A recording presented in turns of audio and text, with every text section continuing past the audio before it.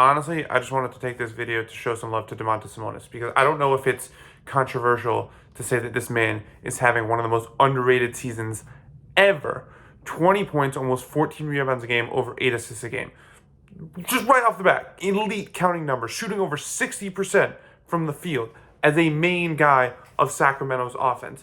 Sixth in the league in assists per game. Sixth as a big man. We always think of Nikola Jokic as like the premier passing big man, and he is. I'm not trying to argue that, but I feel like we act as if it's like Nikola Jokic, and then there's just like nobody else who can do what he does. And I'm not trying to say, I understand how that sounds. Like, I'm not trying to say that Sabonis is in the same stratosphere in him as a passer, but my point is just that, like, we think of Jokic as the only passing big man there is, where no, Sabonis is really, really good. And again, like top 10 in assists per game with 8 a game. That number used to only be reserved for point guards, but now we're in the modern NBA where anyone can do anything. This dude leads the NBA in triple doubles on the season. Remember triple doubles? Remember how, big of an accomplishment those used to be before Russell Westbrook devalued them? Remember the whole conversation about, oh my God, who has more triple doubles? This guy, that guy, all that stuff. Like, he is leading the league in them more than Nikola Jokic, leading the league in double doubles. He has 53 straight double doubles. He tied Kevin Love's record for consecutive double doubles. He has 53 straight. And yet, I just feel like nobody is talking about him at all. He wasn't even named an all-star, which I don't think the collective NBA was as outraged at that snub as they should have been, because he has these elite numbers that were just as elite, in January, February, when the voting and the bids were placed for the All-Star. The Kings have been relatively successful. They're in the playoff mix right now. It's not like they're in the lottery at all. And so just like I don't know what more this guy is like. Is it an expectations thing? Is it sort of like like Sacramento was obviously the league's darling last year, bursting onto the scene, but now that they're just like there, we don't really like care about it as much because it's not as new, and we always like to focus on the new shiny thing like a Minnesota or an OKC. Like, is that more what it is with Sabonis? Is it because he's not such a highlight factory? He's obviously not dunking on anyone particularly often. He doesn't have that kind of athleticism.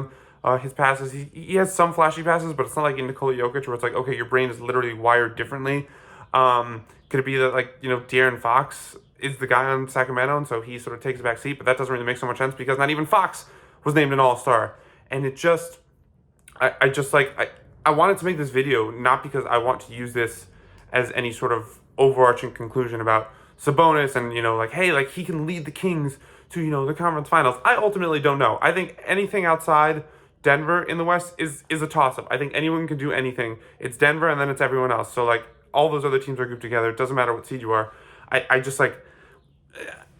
think I've said this before, we currently are in an age where statistical dominance and outliers, I think, just sort of, we don't really care about them as much. They just sort of they're just like grains of sand on a beach. They all just get mushed together. And there are only so many, if at all, that we truly care about. And I think that's how a season like Sabonis is having sort of gets lost among all the other insane stuff that's going on in the NBA with the Nikola Jokic, Victor Wembanyama, Anthony Edwards, SGA, all the great guys who are doing their own great things. But I think that's a shame because his numbers are great, because he's showing up in these really cool categories like double-doubles, like triple-doubles, and he's doing it in the name of winning. I would totally understand, one of the guys who doesn't maybe get as many dues as he deserves is Trae Young, right? Scores, play makes, top 10 usually in both those categories, but obviously the whole caveat is he's not winning, so nobody really cares. Sabonis is helping the Kings win games. He's a big part of their success last year and this year, and I just wanted to show him love just because I think it's important for NBA fans to always know what's going on and where they should be showing love to, where they should, focus some energy and be able to say, wow, that's actually really cool. Oh, I might not have realized, I might have known how good this guy is, but I didn't realize how good he is. I think it's always great when you can sort of shed some light on a situation, show some awareness. So that's all really this video is trying to do, is just show you.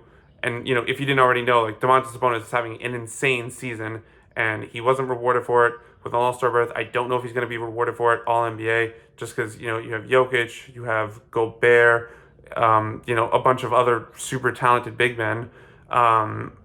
So I guess we'll see. But like, if nothing else, he's having an insanely underrated season, and I thought you should know about it.